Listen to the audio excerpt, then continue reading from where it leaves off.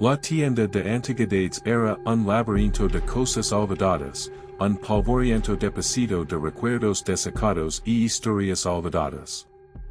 Olía a papel envejecido, terciopelo carcomado por las polillas y un vago, indefinable olor a humedad que hablaba de décadas, quizás siglos, de polvo y descomposición acumulados.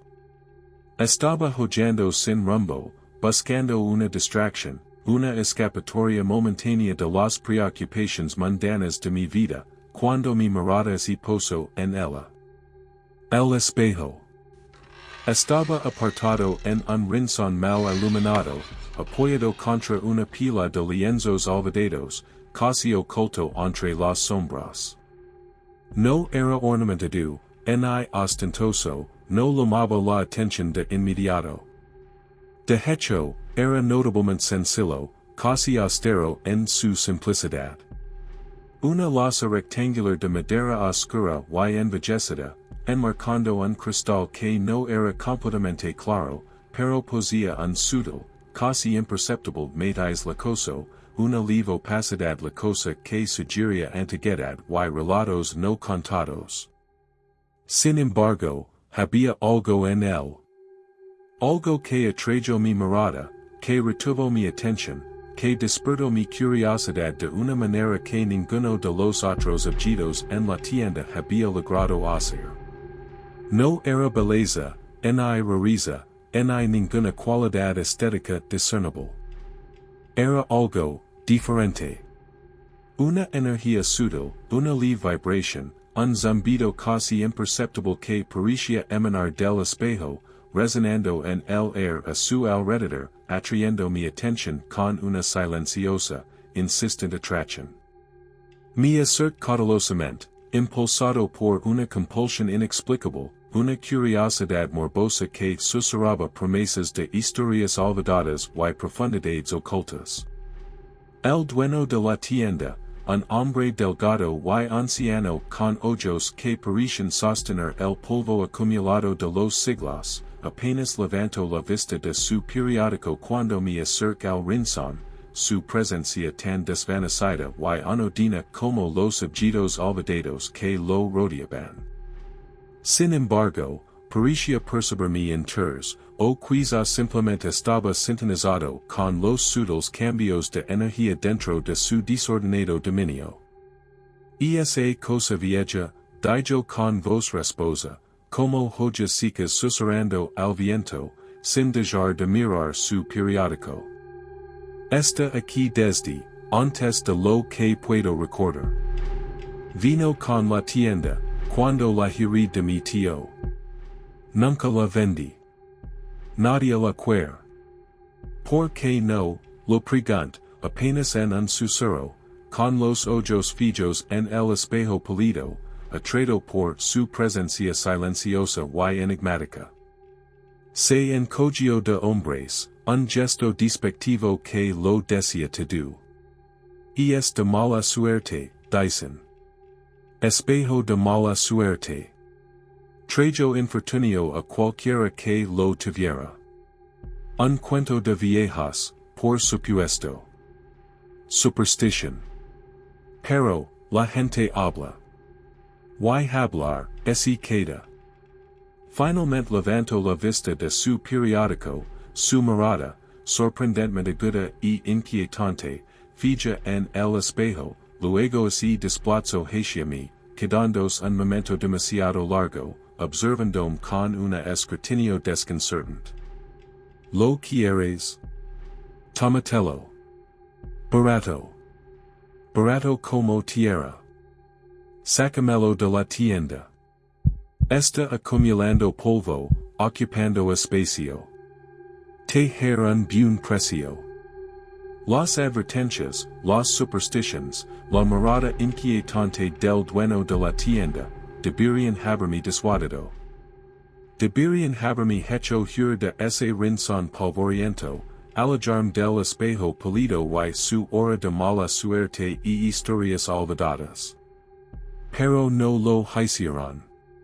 Tuvieron el efecto contrario. Avivaron mi curiosidad, intensificaron mi compulsión, solidificar en mi determinación de poser este objeto enigmático, de desentrañar sus secretos, de comprender el origen de su inquietante atracción.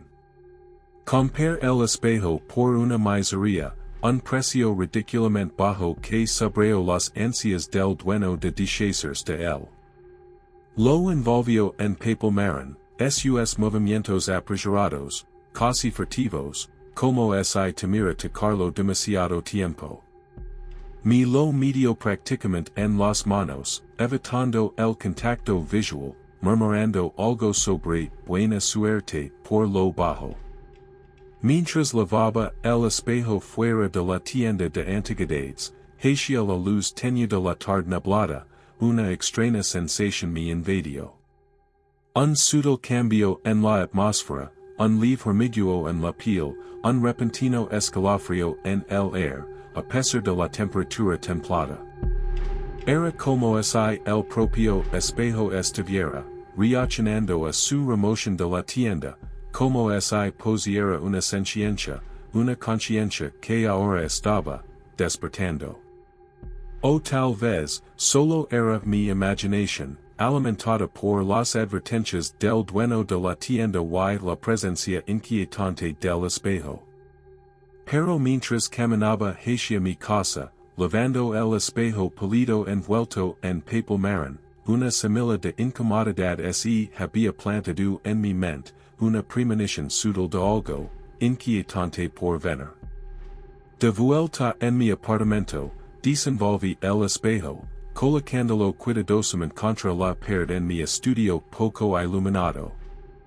El papel marrón cayó, revelando la totalidad de su superficie pálida, su marco de madera oscura, su presencia inquietante y a la vez extrañamente cautivadora.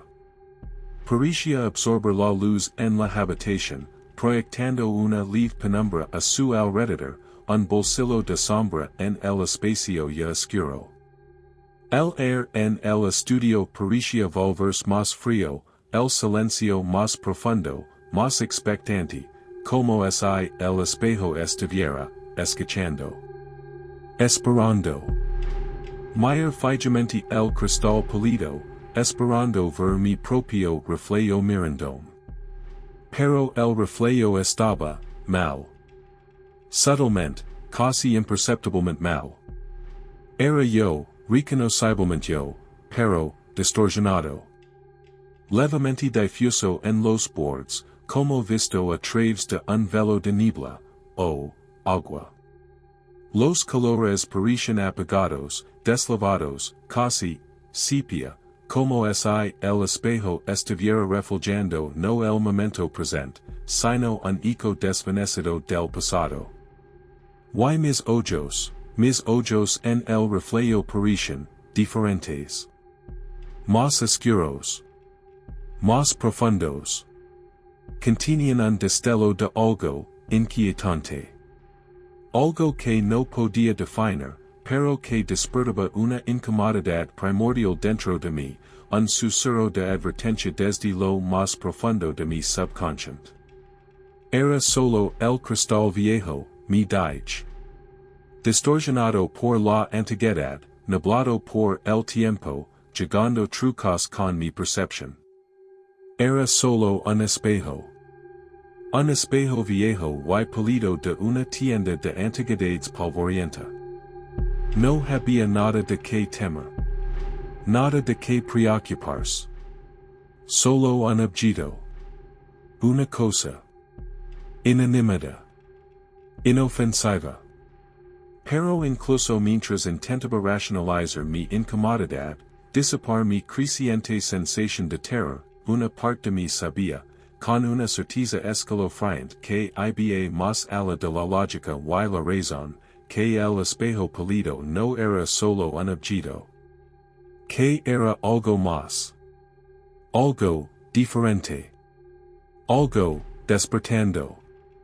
Y que tal vez, tontamente, tal vez irrevocablemente, había traído algo a mi vida que no entendía, algo que no podía controlar, algo que estaba a punto de cambiarlo todo, de formas que aún no podía imaginar, de formas que pronto resultaran ser, completamente horribles. Los primeros cambios fueron sutiles, casi imperceptibles, fácilmente descartados como trucos de la luz o los delirios de una imaginación hiperactiva. Pero estaban allí. Destellos.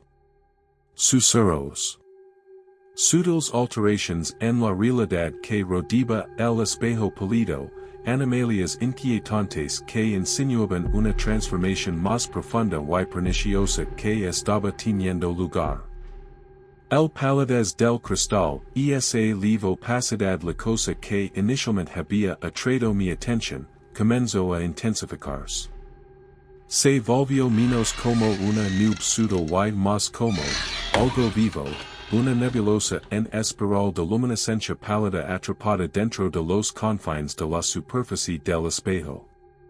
Parecía latir débilmente, respirar con un ritmo lento, casi imperceptible, como si el espejo en sí estuviera cobrando vida, despertando de un largo sueño. El marco de madera oscura, que inicialmente parecía sencillo y austero, comenzó a deformar sutilmente, casi imperceptiblemente, sus líneas rectas y ángulos agudos suavizandos, desdibujandos, volviéndose, orgánico. La vida de la madera parecía profundizarse, retorcerse, adquiriendo patrones que se asemejaban a venas, o tendons, o algo inquietamente biológico, como si el marco mismo estuviera convirtiéndose lentamente en carne.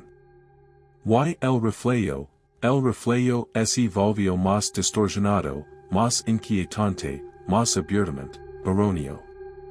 El leve difuminado alrededor de los bordes se intensificó, convirtiéndose en un constante resplandor, una distorsión acuosa que hacía que mi imagen reflejada pareciera inestable, efímera, cambiando y reformándose constantemente, como si no fuera un ser sólido reflejado en el cristal, sino una colección de fragmentos de sí mismo, que se disolvían y reformaban, luchando por mantener una forma coherente.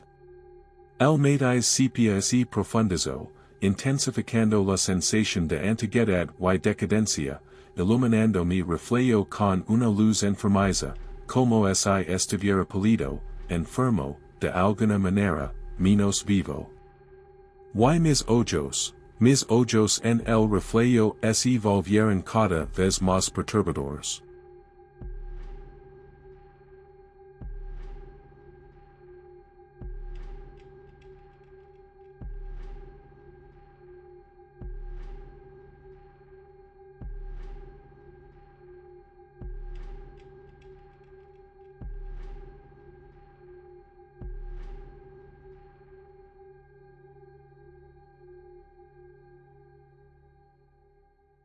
Se oscurecieren más, convirtiéndose en poses de oscuridad absoluta, sin pupilas, sin iris, sin ninguna característica humana discernible, solo dos vacíos que me miraban desde las profundidades pálidas del espejo, irradiando una frialdad, una intensidad inhumana que me jalaba hasta los huesos.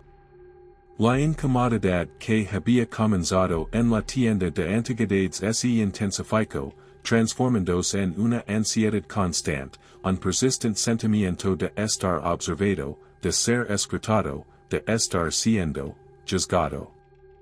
Me encontraba mirando constantemente al espejo, atraído por su presencia inquietante, obligado a examinar sus transformaciones cada vez más sutiles, incluso cuando un instinto primitivo gritaba en mi interior que debía apartar la vista, desviar la mirada, huir de su creciente horror. Sentía una extraña compulsión de mantener el espejo a la vista, de monitorear sus cambios, como si al observarlo de cerca, pudiera entenderlo, controlarlo, evitar que su transformación insidiosa se manifestara por completo. Una esperanza tonta, tal vez, un intento desesperado de imponer orden al caos que se acercaba. Comenzaron las pesadillas.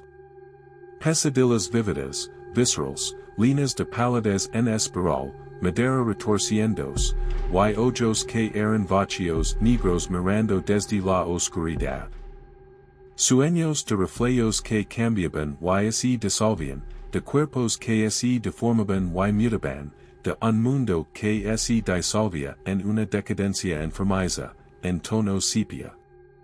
Me despertaba gritando, empapado en sudor frío, el terror persistente de los sueños se aferraba a mí como un peso físico, la imagen inquietante del espejo pálido grabada en mi mente, un recordatorio constante del horror que ya comenzaba a impregnar mis horas despiertas. La habitación misma comenzó a cambiar. Sutilmente al principio, luego de manera más evidente, imitando las mutaciones del espejo, reflejando su influencia insidiosa sobre la realidad que lo rodeaba. La temperatura de mi estudio, siempre un poco más fría que el resto del apartamento, cayó drásticamente, volviéndose notoriamente, incómodamente fría, especialmente cerca del espejo. Un frío persistente impregnaba el aire a su alrededor, un bolsillo localizado de frío que parecía emanar del espejo mismo, irradiando hacia afuera, invadiendo el resto de la habitación. Las sombras se profundizaron en las esquinas del estudio, especialmente en las sombras proyectadas por el espejo. Se volvieron más oscuras, más opacas, menos como simples ausencias de luz y más como sustancias. Sombras vivas que parecían retorcerse y moverse, fusionándose y disolviéndose, como si poseyeran una vida propia, independiente de los objetos que las proyectaban. Los bordes de estas sombras se difuminaron, haciéndose indistintos, fusionándose con la penumbra, como si la oscuridad misma se estuviera espesando, solidificando, convirtiéndose en una presencia tangible en la habitación, emanando del espejo pálido, extendiéndose hacia afuera, consumiendo la luz, invadiendo la realidad de mi estudio. Y luego, el olor. Un leve, casi imperceptible olor al principio, fácilmente descartado como la humedad del viejo edificio del apartamento, o el polvo acumulado en mi desordenado estudio. Pero así hizo más fuerte, más distintivo, más inquietante con cada día que pasaba. Un olor dulzón y pegajoso, sobrepuesto con un toque metálico, un indicio de decadencia, un susurro de algo biológico, algo heredado. Parecía emanar del espejo mismo, del cristal pálido, del marco de madera retorcido, impregnando el aire a su alrededor, extendiéndose hacia afuera, lentamente invadiendo la habitación con su presencia nauseabunda y inquietante. El espejo pálido estaba cambiando. Mutando. Y sus mutaciones no se limitaban a su propia forma física.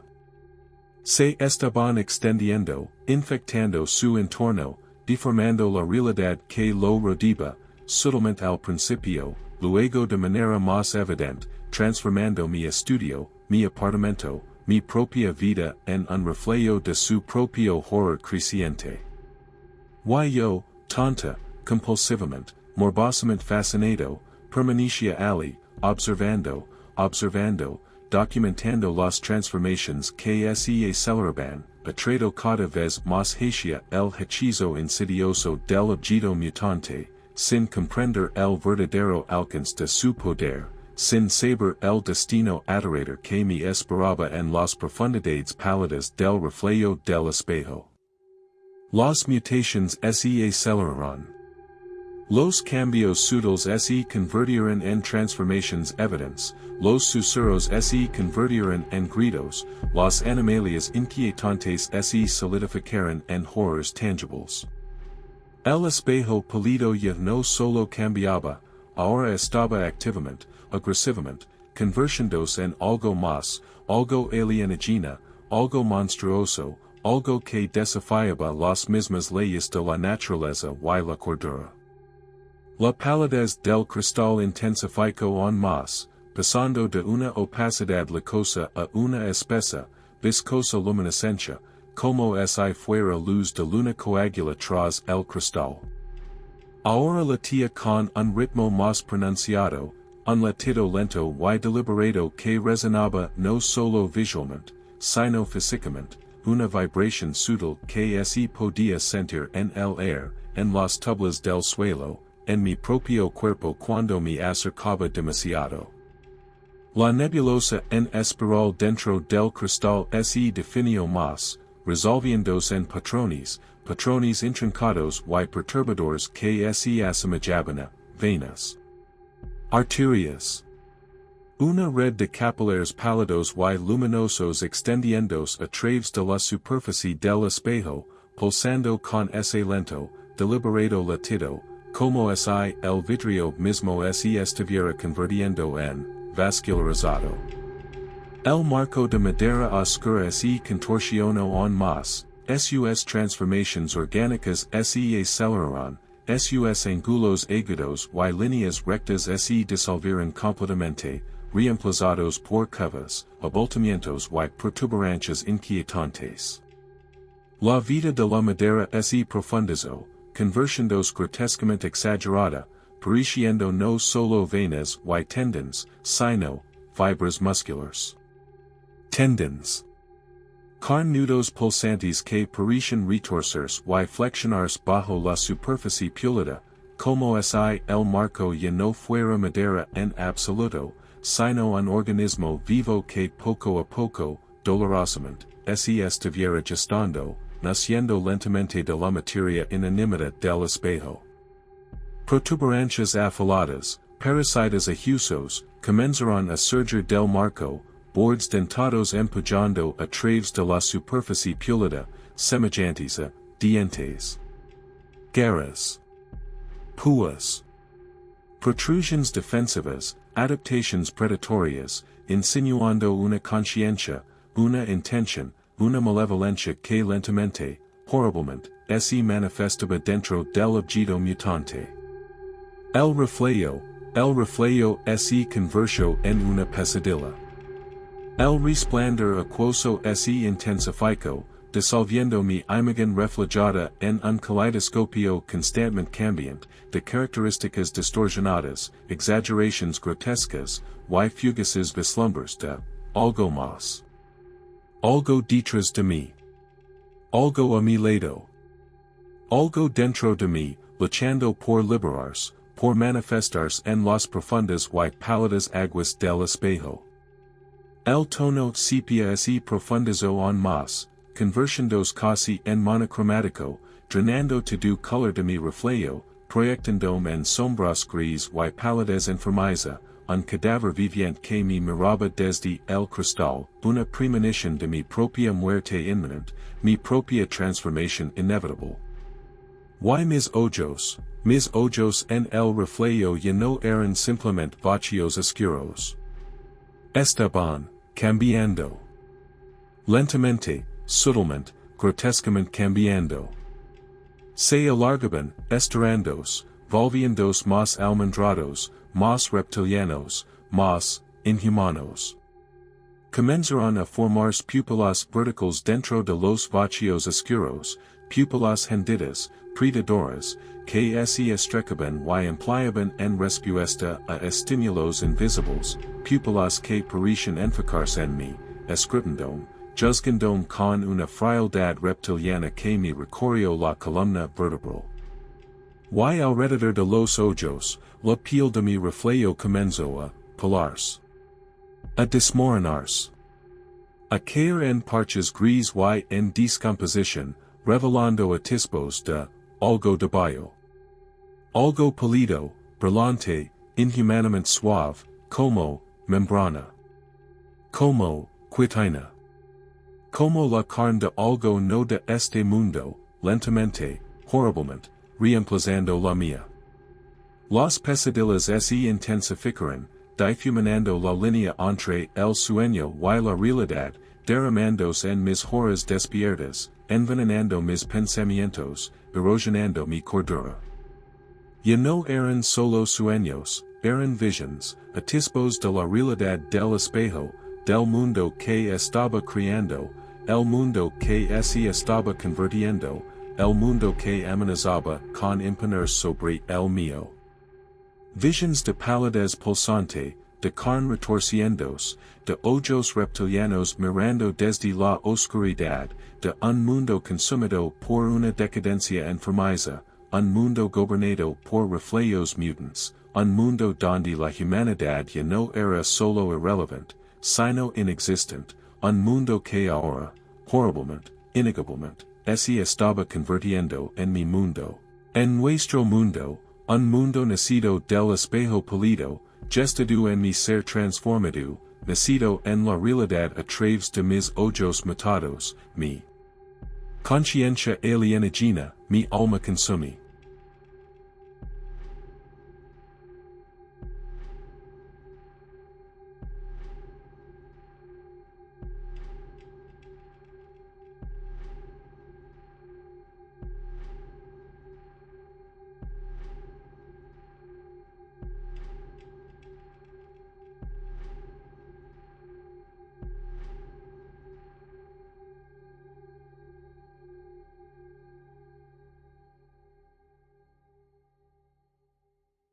De por el vacío. La habitación misma comenzó a cambiar, reflejando las grotescas mutaciones del espejo, convirtiéndose en una extensión de su aterradora realidad. El frío se intensificó, convirtiéndose en un frío penetrante, un constante y omnipresent frío que ningún sistema de calefacción podría disipar, un frío que no solo parecía físico, sino metafísico, un frío que emanaba del mismo vacío, extendiéndose desde el espejo pálido, invadiendo la habitación. Las sombras se oscurecieron, solidificándose en cada esquina, especialmente en las sombras proyectadas por el espejo mismo. Se volvieron más densas, más opacas, y no simples ausencias de luz, sino, sustancias. Sombras vivas que parecen moverse y retorcerse, fusionándose y disolviéndose, como si tuvieran vida propia, independientes de los objetos que las proyectaban. Los bordes de estas sombras se difuminaron, fusionándose con la oscuridad, como si la oscuridad misma se estuviera espesando, solidificando, convirtiéndose en una presencia tangible en la habitación, emanando del espejo pálido, extendiéndose hacia afuera, consumiendo la luz, invadiendo la realidad de mi estudio. Y luego, el olor. Al principio, un olor tenue, casi imperceptible, fácilmente descartable como el moho de la vieja vivienda o el polvo acumulado en mi desordenado estudio. Pero se intensificó, volviéndose más distintivo, más inquietante, con cada día que pasaba. Un olor dulce y pegajoso, con un toque metálico, un vestigio de descomposición, un susurro de algo biológico, algo erróneo. Parecía emanar del mismo espejo, del vidrio pálido, del retorcido marco de madera, impregnando el aire a su alrededor, extendiéndose hacia afuera, lentamente infestando la habitación con su presencia nauseabunda. El espejo pálido estaba cambiando, mutando. Y sus mutaciones no se limitaban solo a su forma física. Se estaban extendiendo, infectando sus alrededores, deformando la realidad a su alrededor, sutilmente al principio, luego más abiertamente, transformando mi estudio, mi apartamento, mi vida misma en un reflejo de su propio horror creciente. Y yo, tonto, compulsivamente, morbidamente fascinado, seguía allí, observando, vigilando, documentando las mutaciones que escalaban, cada vez más adentrándome en el hechizo insidioso del objeto mutante, sin saber el verdadero alcance de su poder, sin saber el destino aterrador que me aguardaba en las profundas aguas del reflejo del espejo pálido. Las mutaciones aceleraron. Los cambios sutiles se convirtieron en transformations evidentes, los susurros se convirtieron en gritos, las animalias inquietantes se solidificaron en horrors tangibles. El espejo pálido ya no solo cambiaba, ahora estaba activamente, agresivamente, convirtiéndose en algo más, algo alienígena, algo monstruoso, algo que desafiaba las mismas leyes de la naturaleza y la cordura. La palidez del cristal se intensificó, pasando de una opacidad licosa a una espesa, viscosa luminiscencia, como si fuera luz de luna coagula tras el cristal. Ahora latía con un ritmo más pronunciado, un latido lento y deliberado que resonaba no solo visualmente, sino físicamente, una vibración sutil que se podía sentir en el aire, en las tablas del suelo, en mi propio cuerpo cuando me acercaba demasiado. La nebulosa en espiral dentro del cristal se definió más, resolviéndose en patrones intrincados y perturbadores que se asemejaban, venas. Arterias. Una red de capilares pálidos y luminosos extendiéndose a través de la superficie del espejo, pulsando con ese lento, deliberado latido, como si el vidrio mismo se estuviera convirtiendo en vascularizado. El marco de madera oscura se contorsionó aún más, sus transformations orgánicas se aceleraron, sus ángulos agudos y líneas rectas se disolvieron completamente, reemplazados por curvas, abultamientos y protuberancias inquietantes. La vida de la madera se profundizó, convirtiéndose grotescamente exagerada, pareciendo no solo venas y tendons, sino fibras musculares. Tendons. Carnudos pulsantes que parecen retorcerse y flexionarse bajo la superficie pulida, como si el marco ya no fuera madera en absoluto, sino un organismo vivo que poco a poco, dolorosamente, se estuviera gestando, naciendo lentamente de la materia inanimada del espejo. Protuberancias afiladas, parasitas ajusos, comenzaron a surgir del marco, bordes dentados empujando a través de la superficie pulida, semejantes a dientes. Garras. Púas. Protrusions defensivas, adaptations predatorias, insinuando una conciencia, una intención, una malevolencia que lentamente, horriblemente, se manifestaba dentro del objeto mutante. El reflejo se convirtió en una pesadilla. El resplandor acuoso se intensificó, disolviendo mi imagen reflejada en un caleidoscopio constantemente cambiante, de características distorsionadas, exageraciones grotescas, y fugaces vislumbres de algo más. Algo detrás de mí. Algo a mi lado. Algo dentro de mí, luchando por liberarse, por manifestarse en las profundas y pálidas aguas del espejo. El tono sepia se profundizó aún más, convirtiéndose casi en monocromático, drenando todo color de mi reflejo, proyectándome en sombras gris y palidez enfermiza, un cadáver viviente que me miraba desde el cristal, una premonición de mi propia muerte inminente, mi propia transformación inevitable. Y mis ojos en el reflejo ya no eran simplemente vacíos oscuros. Estaban cambiando. Lentamente, sutilmente, grotescamente cambiando. Se alargaban, estirándose, volviéndose más almendrados, más reptilianos, más inhumanos. Comenzaron a formarse pupilas verticales dentro de los vacíos oscuros, pupilas hendidas, predadoras, que se estrechaban y empleaban en respuesta a estímulos invisibles, pupilas que parecían enfocarse en mí, escrutándome, juzgándome con una frialdad reptiliana que me recorrió la columna vertebral. Y alrededor de los ojos, la piel de mi reflejo comenzó a pelarse, a desmoronarse, a caer en parches gris y en descomposición, revelando atisbos de algo de bio. Algo polido, brillante, inhumanamente suave, como, membrana. Como, quitina. Como la carne de algo no de este mundo, lentamente, horriblemente, reemplazando la mía. Las pesadillas se intensificaron, difuminando la línea entre el sueño y la realidad, derramándose en mis horas de vigilia, envenenando mis pensamientos, erosionando mi cordura. Ya no eran simples sueños, eran visions, vislumbres de la realidad del espejo, del mundo que estaba creando, el mundo que amenazaba con imponer sobre el mío.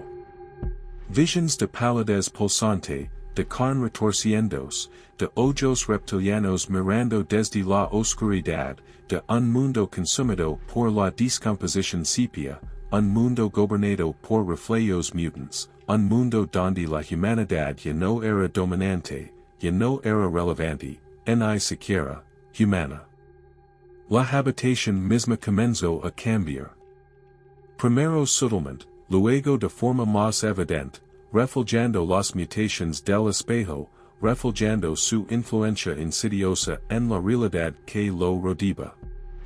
La temperatura de mi estudio, siempre un poco más fría que el resto del apartamento, cayó drásticamente, volviéndose notablemente, incómodamente fría, especialmente cerca del espejo. Un frío persistente impregnaba el aire a su alrededor, un bolsillo localizado de frío que parecía emanar del espejo mismo, irradiando hacia afuera, extendiéndose lentamente por el resto de la habitación. Las sombras se intensificaron en los rincones del estudio, especialmente las sombras proyectadas por el espejo. Se volvieron más oscuras, más opacas, menos como simples ausencias de luz y más como, sustancias. Sombras vivas que parecen retorcerse y moverse, fusionándose y disolviéndose, poseyendo una vida propia, independiente de los objetos que las proyectaban. Los bordes de esas sombras se difuminaban, volviéndose indistintos, fusionándose con la penumbra, como si la oscuridad misma se estuviera espesando, solidificando, convirtiéndose en una presencia tangible en la habitación, emanando del espejo pálido, extendiéndose hacia afuera, consumiendo la luz, invadiendo la realidad de mi estudio. Y luego, el olor. Un leve olor, casi imperceptible al principio, fácilmente atribuido a la humedad del viejo edificio o al polvo acumulado de mi estudio desordenado. Pero fue creciendo, más distintivo, más inquietante, con el paso de los días. Un olor dulce y pegajoso, con un toque metálico, una pizca de descomposición, una insinuación de algo biológico, algo incorrecto. Parecía emanar del espejo mismo, del vidrio pálido, del marco retorcido, impregnando el aire alrededor de él, extendiéndose hacia afuera, lentamente infestando la habitación con su presencia nauseabunda. El espejo pálido estaba cambiando. Mutando. Y sus mutaciones no se limitaban solo a su forma física. Se extendían hacia afuera, infectando su entorno, deformando la realidad que lo rodeaba, sutilmente al principio, luego de forma más abierta, transformando mi estudio, mi apartamento, mi vida misma en un reflejo de su propia.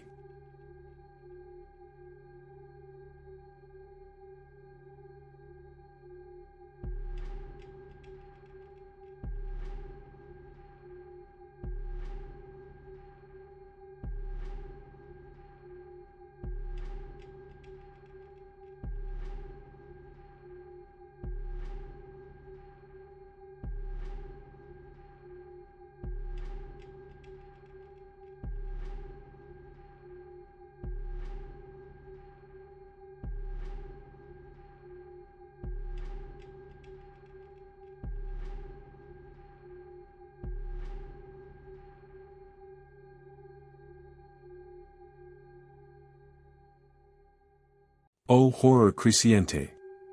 Yo, tanto, compulsivamente, morbidamente fascinado, seguía observando, documentando la creciente mutación, cada vez más sumido en el hechizo del objeto mutante, sin conocer el verdadero alcance de su poder, sin saber el horrible destino que me esperaba en las profundidades del reflejo del espejo pálido. Las mutaciones se aceleraron.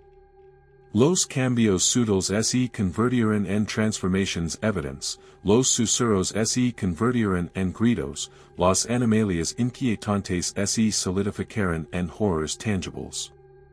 El espejo pálido ya no solo cambiaba, estaba activamente, agresivamente, convirtiéndose en algo más, algo alienígena, algo monstruoso, algo que desafiaba las leyes de la naturaleza y la cordura. La palidez del cristal se intensificó, pasando de una opacidad licosa a una espesa, viscosa luminiscencia, como si fuera luz de luna coagula tras el cristal. Ahora latía con un ritmo más pronunciado, un latido lento y deliberado que resonaba no solo visualmente, sino físicamente, una vibración sutil que se podía sentir en el aire, en las tablas del suelo, en mi propio cuerpo cuando me acercaba demasiado. La nebulosa en espiral dentro del cristal se definió más, resolviéndose en patrones intrincados y perturbadores que se asemejaban, venas, arterias. Una red de capilares pálidos y luminosos extendiéndose a través de la superficie del espejo, pulsando con ese lento, deliberado latido, como si el vidrio mismo se estuviera convirtiendo en vascularizado. El marco de madera oscura se contorsionó aún más, sus transformaciones orgánicas se aceleraron, sus ángulos agudos y líneas rectas se disolvieron completamente, reemplazados por curvas, abultamientos y protuberancias inquietantes. La vida de la madera se profundizó, convirtiéndose grotescamente exagerada, pareciendo no solo venas y tendons, sino fibras musculares.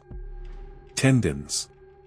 Carnudos pulsantes que parecen retorcerse y flexionarse bajo la superficie púlida, como si el marco ya no fuera madera en absoluto, sino un organismo vivo que poco a poco, dolorosamente, se estuviera gestando, naciendo lentamente de la materia inanimada del espejo. Protuberancias afiladas, parasitas ajusos, comenzaron a surgir del marco, bordes dentados empujando a través de la superficie púlida, semejantes a dientes. Garras. Púas. Protrusiones defensivas, adaptaciones predatorias, insinuando una conciencia, una intención, una malevolencia que lentamente, horriblemente, se manifestaba dentro del objeto mutante. El reflejo se convirtió en una pesadilla. El resplandor acuoso se intensificó, disolviendo mi imagen reflejada en un caleidoscopio constantemente cambiante, de características distorsionadas, exageraciones grotescas, y fugaces vislumbres de algo más. Algo detrás de mí. Algo a mi lado. Algo dentro de mí, luchando por liberarse, por manifestarse en las profundas y pálidas aguas del espejo. El tono sepia se profundizó aún más, convirtiéndose casi en monocromático, drenando todo color de mi reflejo, proyectándome en sombras gris y pálidas enfermiza, un cadáver viviente que me miraba desde el cristal, una premonición de mi propia muerte inminente, mi propia transformación inevitable. Y mis ojos en el reflejo ya no eran simplemente vacíos oscuros. Estaban cambiando. Lentamente, sutilmente, grotescamente cambiando. Se alargaban, estirándose, volviéndose más almendrados, más reptilianos, más inhumanos. Comenzaron a formarse pupilas verticales dentro de los vacíos oscuros, pupilas hendidas, predadoras, que se estrecaban y empleaban en respuesta a estímulos invisibles, pupilas que parecían enfocarse en mí, escrutandome, juzgandome con una frialdad reptiliana que me recorrió la columna vertebral. Y alrededor de los ojos, la piel de mi reflejo comenzó a pelarse, a desmoronarse, a caer en parches gris y en descomposición, revelando atisbos de algo de bio. Algo pálido, brillante, inhumanamente suave, como membrana.